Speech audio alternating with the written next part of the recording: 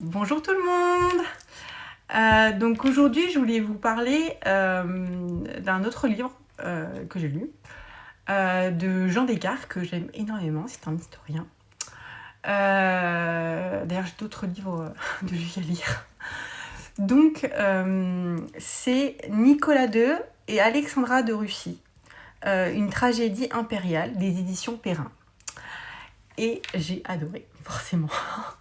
Voilà, j'aime beaucoup. Alors, mes lectures sont très. Enfin, j'ai des lectures éclectiques. Et j'aime énormément l'histoire aussi.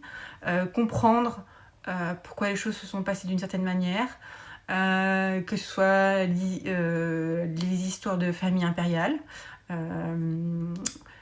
Comme fait Jean Descartes, ou même l'histoire de manière générale en fait, d'autres pays, d'autres cultures, de la France, de l'Espagne, du Japon, de la Corée, enfin voilà, ça m'intéresse énormément, enfin voilà, je suis très intéressée par tout ça. Pour comprendre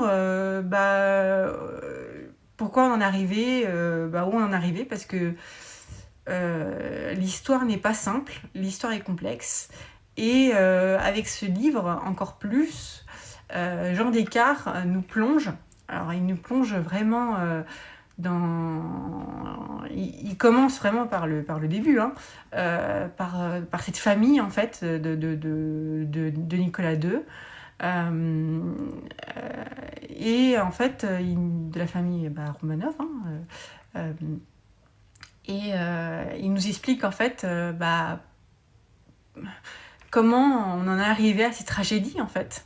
Et ce qui s'est passé politiquement et tout, et la personnalité aussi de chacun en fait, de Nicolas II, de Alexandra, aussi de leurs enfants, de la maladie qu'avait le petit, de l'hémophilie. Donc c'est la maladie au niveau du sang. Donc ça veut dire qu'il lui arrive la moindre chose, il perd énormément de sang. Et donc ça c'est une maladie héréditaire. Voilà. Et donc du coup, il nous explique plein de choses en fait. Et c'est super intéressant parce qu'en plus, voilà, on a des photos. C'est vraiment très très joli. C'est tellement bien expliqué. Voilà, des peintures, enfin, j'aime, regardez, cette photographie, regardez. Oh, qu'est-ce que c'est beau. Voilà, donc il explique un peu, et puis j'aime beaucoup les chapitres en fait. Ils sont comme ça. Donc là, par exemple, le chapitre 2, c'est les ombres d'un début de règne. Donc voilà, en fait, il explique, il donne un peu voilà, les coulisses en fait de ce qui s'est passé. Et c'est vraiment tellement intéressant. Jean Descartes a un talent fou de conteur. Et donc voilà, j'ai passé un excellent moment à lire ce livre qui est quand même... hein, c'est un petit pavé qui fait quoi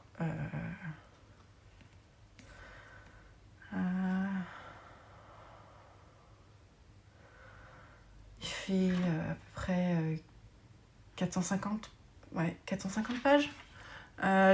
Du coup, ouais, c'est un beau bébé et voilà, j'aime beaucoup. J'en ai encore des livres à lire, donc de Jean Descartes, que j'aime beaucoup. Donc je vous lis un peu la quatrième de couve. Donc coupable ou martyr, coupable et martyr. Longtemps, l'histoire officielle d'inspiration marxiste a accablé Nicolas II, chargé de tous les crimes, accusé de toutes les erreurs. Depuis la chute de l'URSS, la spectaculaire révision de son rôle, de son attitude, de son influence, les drames personnels qu'il a subis et l'engrenage de la Première Guerre mondiale nous montrent un autre souverain, un homme différent de celui qu'on présentait dépassé par les événements, miné par la fatalité et finalement broyé par une histoire éminemment tragique. La destinée du dernier tsar, patriote jusqu'au bout, est plus fascinante et bouleversante que celle des illustres prédécesseurs parce que précisément le pouvoir des Romanov s'achève en tragédie. 100 ans plus tard, dans cette biographie inédite et richement illustrée de Jean Descartes dresse le portrait intime du couple formé par Nicolas II et Alexandra Fedorovna et de leurs enfants. Les grandes duchesses Olga, Tatiana, Maria, Anastasia et le tsarévitch Alexis, qui naît hémophile, un calvaire pour son entourage, une menace pour la dynastie. Du couronnement à l'assassinat de toute la famille, l'auteur nous conte, avec son talent coutumier, la vie du dernier couple impérial russe, des années de bonheur à l'épreuve de la guerre, des révolutions, des réformes intérieures au pouvoir, de Raspoutine et de l'abdication au massacre. Alors, désolée si j'ai eu des petits moments... c'est... comment dirais-je, j'avais le souvenir de plein de choses en tête. Et